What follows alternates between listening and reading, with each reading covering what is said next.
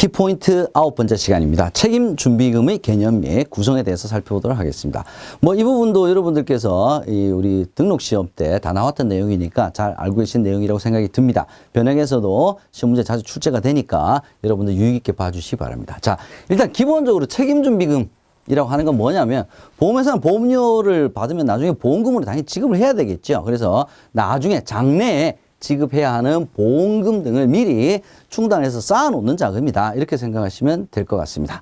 자, 일반적으로 우리가 이제 자연보험료와 평준보험료 방식을 비교를 하게 되는데 자연보험료라고 하는 건 뭐냐면 젊은 사람일수록 위험보험료가 적죠. 나이가 들면 들수록 보험료가 커지게 됩니다. 그래서 기준은 뭐냐면 1년 만기 정기보험 생각하시면 됩니다. 그래서 나이가 젊었을 때는 실은 적다가 나이가 많으면 많을수록 보험료를 많이 내야 되는 게 맞죠.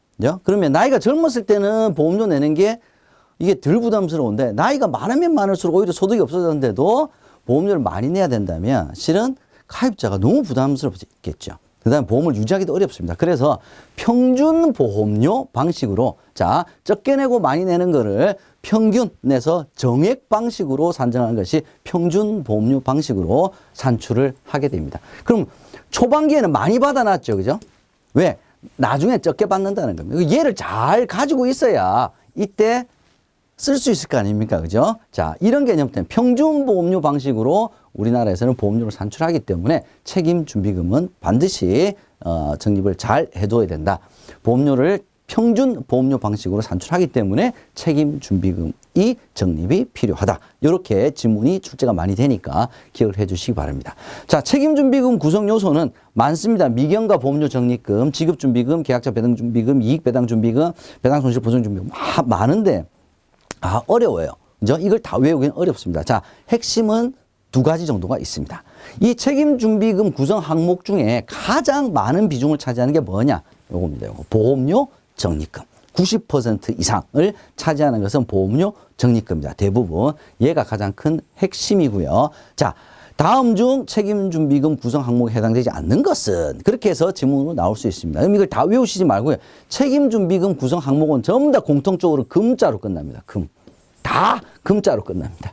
그래서 주로 많이 오답으로 나오는 게 미상각 신계약비.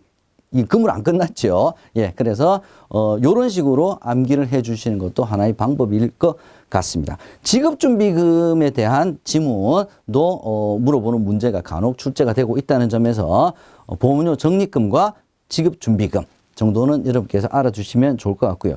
이익배당준비금 같은 경우에도 이익이 나면 배당을 하기 때문에 매년 이익이 얼마가 날지 알 수가 없죠. 그래서 동일한 금액을 적립하는 것은 아니다. 배당하는 것은 아니다. 요 정도 여러분께서 기억을 해 두시면 출제한 내용은 다 여러분께서 들으셨다 이렇게 볼 수도 있겠습니다. 함정을 찾아라 보겠습니다. 현재 우리나라는 보험료를 산출할 때 현금 흐름 방식을 통해서 보험료를 산출하지 3이원 방식 옛날 버전이죠. 산출하고 있지는 않습니다. 책임준비금의 대부분을 차지하고 있는 것은 지급준비금이 아니라 보험료 적립금이다. 세 번째, 질멜식 적립 방식은 사업비를 고려하지 않고 책임준비금을 적립하는 방식은 순보험료 방식이 되겠습니다. 키노트 생명보험 상품의 분류 한번 살펴보도록 하겠습니다. 여러분들 다 아시는 내용인데요. 자, 첫 번째, 보험사고 형태에 따라서 보험사고가 생존, 사망, 생사혼합 이렇게 우리가 구별을 하죠. 예, 보험사고 형태에 따라서 생존보험, 사망보험, 생사혼합보험으로 구별이 됩니다. 생존보험은 대표적인 게 연금, 교육보험이죠. 사망보험은 기간이 정해져 있다, 정기, 기간이 안 정해져 있다, 종신. 생사혼합보험은 생존보험 플러스 사망보험이죠. 대표적인 것이 양로보험입니다. 자, 두 번째, 보험 가입의 주목적에 따라서 목적이 뭐냐? 보장을 받기 위한 거냐? 저축을 하기 위한 거냐? 보장성 저축성으로 구별이 됩니다. 그래서 시험 문제는 크게 보험사고 형태에 따라서 어떻게 분류합니까? 가입의 주목적에 따라서 어떻게 분류합니까? 요거 구별하는 문제가 나올 수가 있고요. 또 시험 문제 굉장히 많이 나오는 거 보장성 보험의 정의죠. 기준 연령 요건에서 지급되는 보험금의 합계액이 기납입 보험료를 초과하지 않는다. 요거 부호 등호를 여러분들께서 꼭 알아두셔야 될 것 같습니다. 저축성 보험은 초과하는 보험이 되겠죠. 요거 꼭 구별해 주시기 바랍니다. 자, 기타 분류 보겠습니다. 배당하느냐? 배당하지 않느냐에 따라서 무배당이냐, 유배당, 배당보험 상품이냐. 그 그 다음에 보험료가 갱신되느냐 아니면 한번 정해지면 끝까지 가느냐 비갱신형.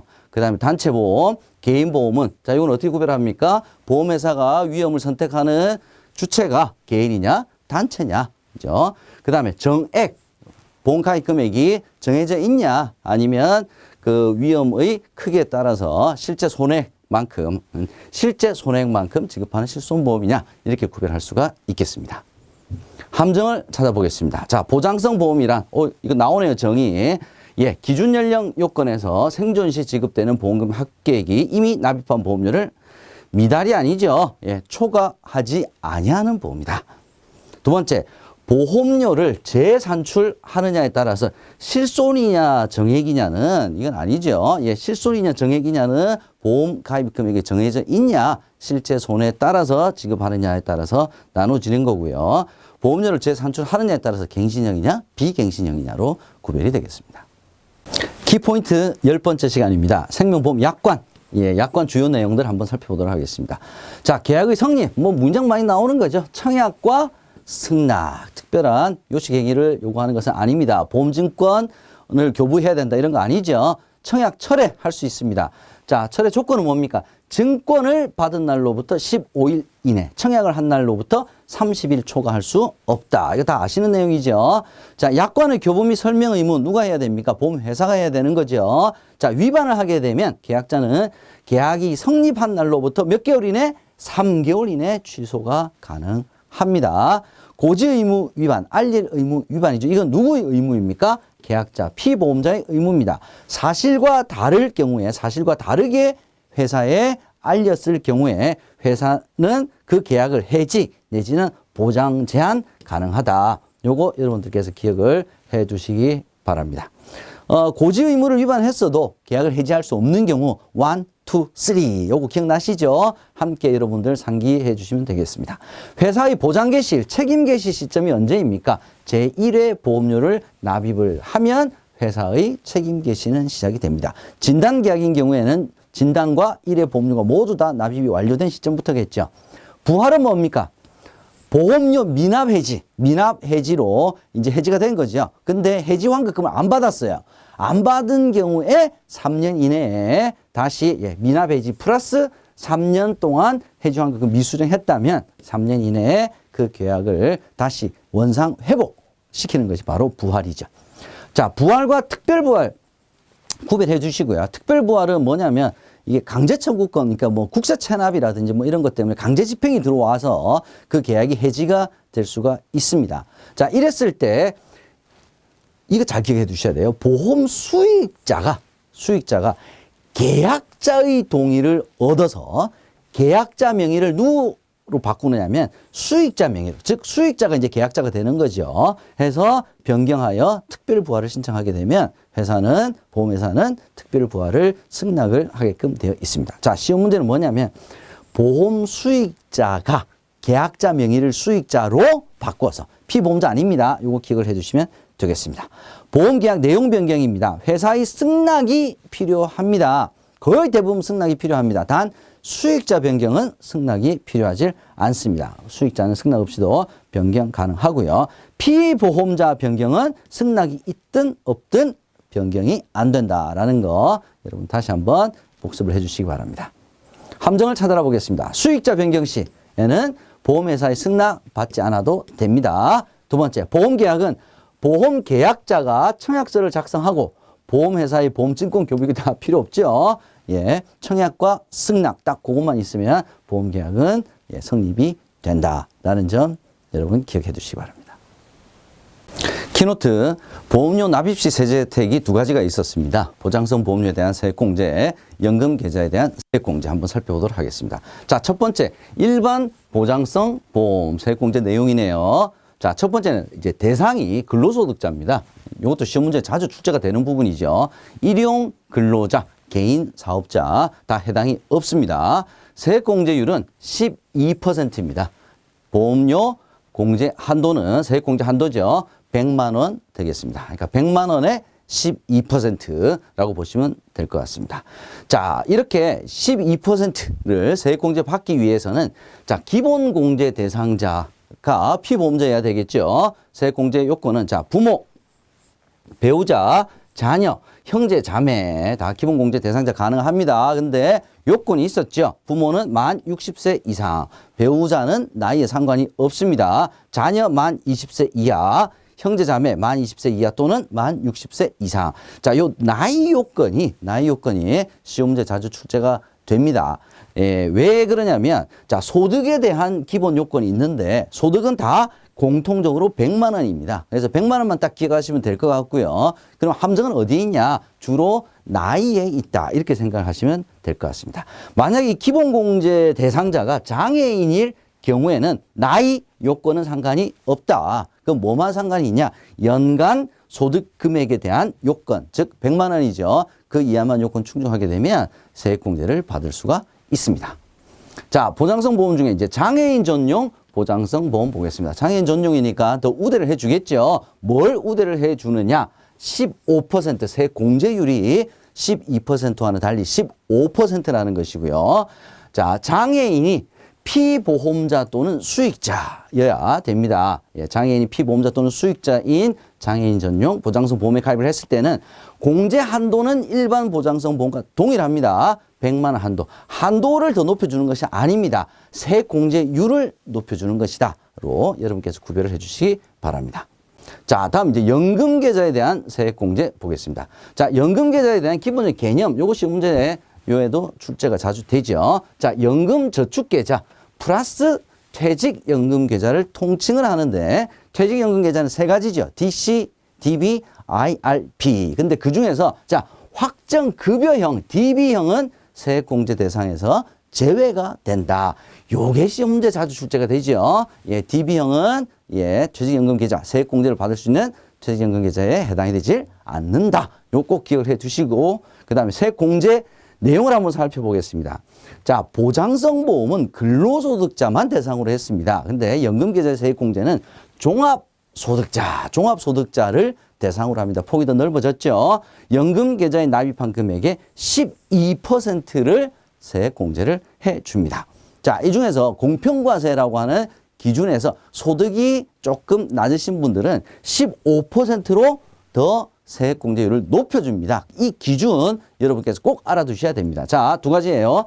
종합소득금액이 4천만 원 이하, 근로소득만 있는 경우에 5,500만 원 이하. 자, 이 두 가지를 반대로 섞어놓고 시험 문제 출제가 자주 된다는 점 여러분께서 기억을 꼭 해주시고요. 자, 올해 좀 제도의 변경이 있었습니다. 자, 50세 이상 종합소득을 가진 50세 이상 그 다음에 금융소득종합과세 기준이 되는 예, 이자 배당소득 2천만 원 이하인 경우에는 한도를 더 늘려줬습니다. 자, 연금저축계좌 600만 원, 퇴직연금계좌 합쳐서 900만 원으로 한도를 확대를 해줬습니다. 그래서 50세 이하, 50세 이상이 한도가 다르다는 것을 여러분께서 기억을 해 두시고요. 또 하나 추가된 것이 ISA 만기됐을 때 이 금액을 만약에 연금계좌로 이체를 하게 됐을 경우에는 연간 300만 원 한도까지 더 추가로 한도를 늘려줬다. 이렇게 보시면 될 것 같습니다. 자, 그럼 기본은 뭐냐면 기본은 납입액, 즉 연금저축계좌 플러스 퇴직연금계좌가 합쳐서 총 700만 원까지가 실은 기본 한도죠. 여기서 50세 이상 더 늘려줬다는 거죠. IS 추가 더 늘려줬다는 겁니다. 기본은 이겁니다. 단 700만 원 가운데 연금저축계좌는 연 400만 원까지. 즉 퇴직연금은 700만 원까지 다 불입을 해도 다 세액공제 받을 수 있지만 연금저축계좌는 400만 원을 넘어가게 되면 예, 없는 것으로 한다. 여러분들 기억하시죠? 자, 이 중에서 소득이 많으신 분들 종합소득 금액이 1억 원 초과 근로소득만 있는 경우에 1억 2천만 원 초과일 경우에는 오히려 한도가 더 낮아져 있다라는 것을 여러분께서 꼭 구별해서 아마 한도 문제가 좀 나올 것 같아요. 여러분께서 꼭 구별을 해 주시기 바랍니다. 이번 시간 키노트 저축성 보험의 보험 차익 비과세 요건 살펴보도록 하겠습니다. 총 세 가지가 있었죠. 예, 일시납, 예, 저축성 보험이 있었고요. 두 번째가 월 적립식. 세 번째는 종신형 연금보험의 보험차익 비과세 요건입니다. 일시납저축성보험 같은 경우는 실은 보기가 4개가 안 나오기 때문에 시험 문제 거의 출제는 안 됩니다. 다만 뭐 1억이다, 한도가 1억이다, 1억 5천이다, 2억이다 이렇게 표기되는 것은 다 월 적립식도 아니고 종신형도 아니고 일시납저축성보험에 해당되는 내용이다만 기억을 해주시면 여러분들 시험 문제 푸시는데 지장이 없을 것 같습니다. 자, 월 적립식 저축성보험의 보험차익 비과세 요건. 보험차익 비과세를 받기 위해서는 어떻게 되냐? 최초 보험료 납입일로부터 만기일까지 10년 이상, 납입기간 5년 이상, 납입보험료 매월 균등, 선납기간 6개월 이내 매월 납입보험료 150만 원 이하. 이거는 통으로 같이 묶어서 외우셔야 됩니다. 왜? 종신형 연금보험 비과세 요건과 많이 헷갈리거든요. 그러면 종신형 연금보험의 비과세 요건 보겠습니다. 연금 지급 개시는 55세 이후부터 가능합니다. 계약자 사망 시 보험계약 및 연금 재원이 소멸이 돼야 됩니다. 연금 지급이 개시가 되고 나면 중도 해지 불가능합니다. 연금 유예 형태 지급 불가합니다. 자, 이렇게 본다면 5년, 10년, 6개월, 150만 원 숫자 나오는 것은 거의 대부분 월 적립식 저축성보험의 보험차익 비과세 요건이고요. 종신형 연금보험은 요 55세를 제외하고는 숫자가 잘 나오지는 않습니다. 그래서 저 같은 경우는 저는 종신형 연금보험의 보험차익 비과세 요건을 실은 많이 외워놓고는 나머지는 다 월 적립식 뭐 이렇게 본다든지 아니면 1억, 2억, 1억 5천 큰 금액이 나오는 것은 일시납 저축성보험이다. 저는 이렇게 제 나름대로 암기를 하고 있다는 점 말씀 드리겠습니다. 키노트 금융재산 상속 공제 한번 살펴보도록 하겠습니다. 자, 상속을 받았는데 상속 재산 중에 금융재산이 있는 경우죠. 자, 이럴 때 공제를 해줍니다. 공제를 해줍니다. 자, 대상은 순금융재산이다 이렇게 되어 있습니다. 순금융재산은 뭐냐면 전체 금융재산 가운데 부채는 빼야 되겠죠. 그래서 순자가 붙은 거죠. 순자가. 자, 한도는 얼마냐? 2억 원까지 최대 공제를 해줍니다. 순금융재산의 20%까지 공제를 해줍니다. 그래서 순금융재산이 2천만 원 이하일 경우 전액 2천만 원 초과 1억 이하일 경우에는 2천만 원 1억 초과할 경우에는 곱하기 20%를 계산을 해서 2억 원 한도 내에서 공제를 해준다. 이렇게 해서 기억을 해주시기 바랍니다. 함정을 찾아라 한번 살펴보겠습니다. 자, 상속재산 중에서 금융재산이 있는 경우에 1억 원 한도, 1억 원이 아니었죠. 2억 원 한도까지 공제를 받을 수 있습니다.